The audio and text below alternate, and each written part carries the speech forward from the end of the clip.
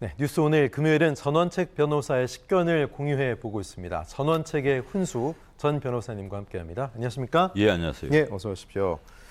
자, 지난달 26일이죠. 서울에 침투했던 북한의 무인기 용산 대통령실 인근 상공까지는 비행하지 않았다. 당시에 군 당국은 이렇게 강력하게 부인을 했는데 심지어 가짜 뉴스다라며 유감 표명까지 했습니다. 하지만 정밀 분석 결과 용산 상공에 들어왔던 것이 확인이 됐습니다. 먼저 두 가지 사안을 좀 짚어봐야 되겠는데요. 왜 이런 일이 발생했느냐, 그 이유가 가장 중요하지 않겠습니까? 자, 김병주 더불어민주당 의원은 무인기 침투는 작전, 경호, 위기 관리 실패다라고 얘기하고 있고요. 반면 주호영 국민의힘 원내대표는 무인기가 처음 넘어온 것도 아니고 2017년 6월에 37일 동안이나 우리나라를 휘젓고 다녔었다. 집권 이제 7, 8개월밖에 안 되는 정부가 대비할 방법이 있었겠느냐라고 반문하고 있습니다. 그러니까 이제 양측이 모두 서로의 탓을 하고 있는 건데 이 사태도 문재인 정부가 대한민국의 안보를 좀 무너뜨렸기 때문에 그 원인이 있다. 국민의힘 측 주호영 원내대표는 이렇게 얘기를 하고 있는 건데 이런 주장까지 할 필요가 있을까요? 어떻게 보십니까? 글쎄요. 저도 정말 놀랐습니다. 네. 제가 가령 군에 있을 때 이 당시에 한미 야전군 사령부가 있었거든요. 예. 이 사령관이 특별히 헬기를 내줘가지고 제가 헬기 조종사에게 요청을 했어요. 예. 이 서울 한강 주변을 좀 위에서 좀 보고 싶다. 예, 예. 그리고 경기도 일대 산하를 좀 보고 싶다.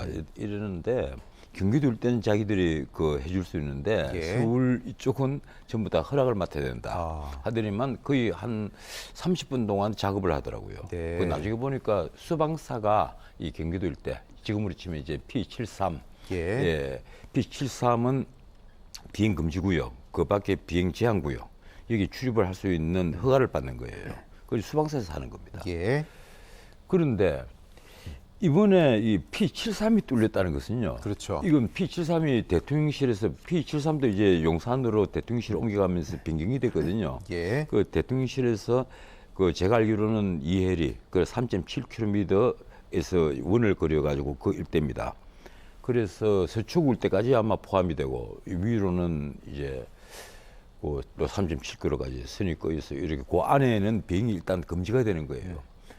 비행을 하고 싶으면 사전에 이 수도방위사령부의 허가를 맡아야만 됩니다. 예. 그런데 거기에 비행기가 유인기든 무인기든 출입을 할 수 있다는 것은 이게 보통 문제가 아니에요. 네. 그런데 더 큰 문제는 8일 동안 거기에 북한 무인기가 들어와서 휘죽고 지금 우리 신문에 나온 그림을 보면 이렇게 와서 이렇게 가는 걸로 돼가 있는데 사실은 그게 아니고 어떻게 휘저은지도 몰라요. 우리 군 당국은 스치듯 지나갔다고 표현을 하는데 자주 휘젓고 다녔단 말이에요. 휘젓고 다니고 북한으로 돌아갔어요. 예. 그리고 8일 동안 몰랐어요. 네. 그 P73 지역에 들어왔다가 간 것을 네. 그리고 이 군 당국은 지금 스치듯 지나갔다 이렇게 얘기를 하면서 그 앞에 또 합참을 비롯해서 군 수뇌부가 한 표현은 근거 없는 이야기하지 마라. 강한 유감을 네, 표시한다. 네. 이런 식의 표현을 사용을 한 겁니다. 네. 이러니까 P73이 들어간 거 아니냐 이 얘기를 한 사람을 머쓱하게 만드는 거예요. 군 내부에서도 몰랐다는 예, 거죠? 또 그 주장을 예. 그런데 야당의 김병주 예비역 대장이 했단 말이에요. 예. 예비역 대장이 이거 P73이 들어간 것으로 보인다. 그래서 지금 이제 국민의힘에서는 거꾸로 그거 어떻게 알았느냐. 북한으로부터 첩보를 받은 거냐. 받지 않으면 어떻게 알 수 있었느냐. 예. 근데 저희들 추측으로는 그렇습니다. 이 합참 에서도 이 실무진들, 특히 연합사에서 이 실무진은 충분히 그것을 검토하고 네. 또 의심하고 있지 않았겠느냐. 거기서 자료가 나갔으면 나갈 수 있지 않았겠느냐. 경위 어떻든. 그러니까 이제 군 후배한테 들었을 수 있겠죠, 김병주 우리 의원님. 군이 예. 8일 동안이나 네. 8일 동안이나 그걸 몰랐고 3일 되었어야 비로소 예. 그 항적 검사를 해서 이 정비검열단에서 항적이 스치듯 지나갔다. 이걸 이제 확인을 한 다음에 대통령에게 보고를 한 것이거든요. 예. 그리고 아마 국방부 장관, 합참의장까지 보고를 했겠죠. 김성겸 장군까지 보고를 아마 했을 겁니다. 이러니까 윤석열 대통령이 그런 걸 국민에게 속이지 마라. 다 공개를 해라. 이렇게 해서 공개를 했는데 그건 참 천만다행이에요. 그러네요. 난 예. 정말 잘했다는 생각이 들어요. 이걸 만약에 숨겼으면 2차적, 3차적 문제가 생길 건데 왜 그런가 하면요. 우리 군이 최근에 들어와서 이 문재인 정부 때부터 연속해서 뭔가 나사가 빠진 듯한 예. 일이 굉장히 많았습니다. 바로 직전에는 이번에 무인기가 왔을 때 어떻게 됐습니까? 그 KA-1 공격기가 공격을 하기 위해서 떴는데 뭐 쐈는데 못 추락을 했단 맞췄다는 거 말이에요. 아니에요? 아니, 횡성에서 추락을 했잖아요. 추락한 예, 비행기요. 곧장 추락을 예, 했잖아요. 그렇죠. 예. 거기다 11월 2일에는 또 우리 천국 미사일이 자폭을 했잖아요. 네. 이 뭔가 나사가 빠져도 한참 빠진 거예요. 또 고체 미사일 쐈다가 로켓 쐈다가 예, 뭐 시민들 예. 깜짝 놀랐고요. 거기다가 현무 2시 이 미사일이 골프장으로 떨어졌단 말이에요. 네. 잘 일로 쏘는데 정반대로 날아가서 골프장으로 그냥 낙탄을 한 거예요. 이런 식으로 심지어 최영함이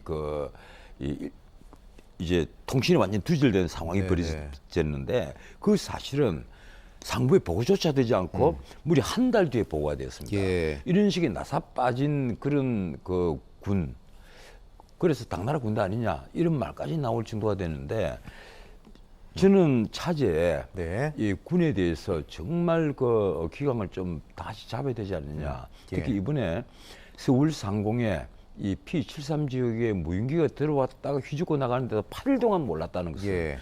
그 모른 것까지도 또 모르겠는데 네. 거기다 지금 하는 말이 더 재미있어요. 아마 촬영 가능성은 없다. 예. 그리고 구글 어서보다 뭐 촬영을 해봤자 더 못할 것이다. 해상도도 더 떨어질 것이다. 이런 식의 주장을 하거든요. 또 국정원 얘기는 또 좀 다르잖아요. 예, 근데 국정원에서는 예. 전혀 다른 얘기를 해요. 무슨 얘기냐? 거기 기자재에 따라서는 대통령실을 완벽하게 촬영했을 수가 있다. 네. 이 얘기를 그런 가능성을 얘기를 한단 말이에요. 이러니까 이 우리 군에 뭔가 이 정말 그 6.25가 터지기 전에 그 이승만 정부의 그 국방부처럼 국민에게 좋은 소리만 하고 안심되는 예. 소리만 하는 그러면서 뒤는 기각이 해이해져 있는 네. 당나라 군대가 되어버린 것 같은 그런 상태가 아닌가 하는 우려를 하게 됩니다. 예. 참 그런데 무엇보다 논란이 되는 사항은 군 당국의 늦은 시인, 저는 이게 좀 문제라고 봅니다. 윤 대통령은 이미 알고 있었는데 이런 거 숨기지 말아라. 국민들에게 다 이야기를 해야 된다. 밝히라고 했다는 것이 정부 입장인데 그 입장에 나온 시점도 참 공교로웠단 말이죠. 네. 이게 보면 아마 그런 건 있을 거예요. 예. 이 군 입장에서는 뭐 일을 하다가 보면 이런 이제 실수가 있고 오판을 하는 수가 있는데 네. 그런데 군이라는 것은 그렇습니다. 늘 보수적인 태도를 취할 수밖에 없는 곳인데도 네네. 불구하고 이런 적의 무인기가 날아왔는데 지금 심지어요 이번에는 적의 성동격서 작전에 완전 놀아났다 예. 이런 평가가 나옵니다. 그 서해 쪽으로 온 무인기가 4대고 네. 그리고 휴전선을 곧장 넘어온 무인기가 한 대인데 이 한 대가 서울에 그 P73 지역에 들어와서 완전 휘죽고 돌아갔고 그 서해에서 온 것은 어디로 사라졌는지조차 지금 모르고 있단 말이에요. 예. 그러면서 별명은 그렇습니다. 너무 소형이어서 1m에서 2m 남짓하는 소형 무인기이기 때문에 추적을 제대로 하지 못했다 이런 얘기인데 그 말이 되지 않습니다. 적어도 제가 알기로는요.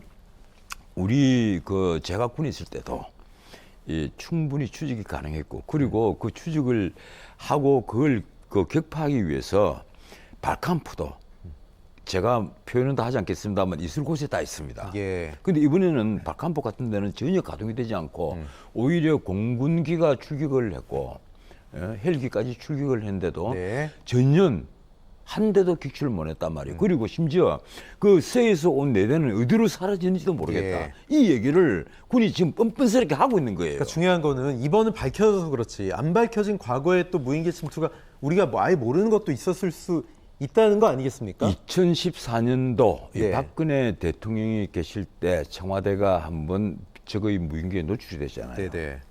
그 이후로는 적에게 무인기가 어떻게 당했다는 표현은 싹 사라지고 없습니다. 예. 그래서 지금 아마 우리 국민들이 그런 점에 있어서 의심을 하고 있는 분이 꽤 많이 있을 거예요. 그러니까요. 아마 그동안에 무인기가 몇 번은 왔다 갔을 텐데도 안 걸린 거지 안 예. 넘어왔었겠어? 이렇게 보시겠죠. 분명히 왔을 것이다. 예. 북한이 지금 무인기를 500대 정도 운용을 하고 있다는 주장이 있고 또 그리고 이 1000대 정도가 운용이 된다. 이런 정보 보고도 있는데 저는 어느 것이 맞는지는 모르겠어요. 네네. 지금 신문에 똑같이 나오고 있어요. 예. 근데 뭐 500대만 있다고 합시다. 이 500대가 이 갖고 있는 그것은 이 탐지 능력도 능력이지만 500대가 만약에 무장을 해서 침투를 한다고 가정을 했을 때 공격용 드론이라면 예, 심각해지죠. 그걸 우리가 어떻게 이해를 해야 될까요? 예. 진짜 심각해집니다. 그거는 한 대도 격추를 못 한다. 근데 엄청난 무기를 싣고 있다. 무기를 탑재해서 와서 그냥 자폭 공격을 한다. 일본의 가미가제처럼 거기는 예. 뭐 사람이 타고 있지 않으니까 얼마나 그 쉽지 쉽겠어요, 않겠습니까? 자폭 예. 공격이죠? 그 목표에 정확히 한 대씩 때린다면 서울에 그 삼풍 아파트가 무너졌을 때도 강남 일대가 거의 삼풍백화점이요? 예, 삼풍백화점이셔요. 예. 죄송합니다. 거의 한 2달 동안 대혼란에 빠졌습니다. 그랬죠. 그런데 만에 하나라도 그런 그 북한이 도발했다면요, 나는 서울이 그 이상의 대혼란에 빠지지 않으리란 법이 없다고 네. 생각을 합니다. 그래서 이게 안보 문제는 정말 이게 만사, 이 불의 튼튼이라고 모든 것을 다 조심해야 되는데 네. 우리 국방부에 최근에 몇 년 동안 정말 나사가 빠져 있는 것 아니냐. 예. 그렇다고 해서 모든 것을 전 정부가 뭐 잘못했다. 이 예. 9.19 합의 때문이다. 이런 식으로 그 몰아붙일 수는 없습니다. 그런데 그건 확실한 것 같아요. 예. 9.19 합의 이후로 네.